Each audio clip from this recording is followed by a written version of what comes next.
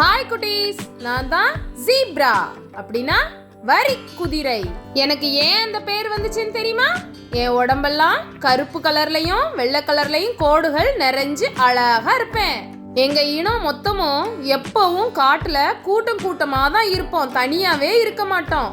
நாங்க எப்படி சத்தம் போடுவோம்னு தெரியுமா? இதோ இப்படித்தான்.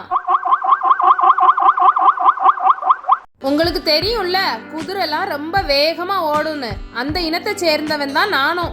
அதனால நானும் ஒரு மணிக்கு 55 கிலோமீட்டர் தூரம் வேகமா ஓடிடுவேன். அதோட நாங்க எப்பவும் ரொம்ப சுறுசுறுப்பாவே தான் இருப்போம். உங்களுக்கு ஒண்ணு தெரியுமா?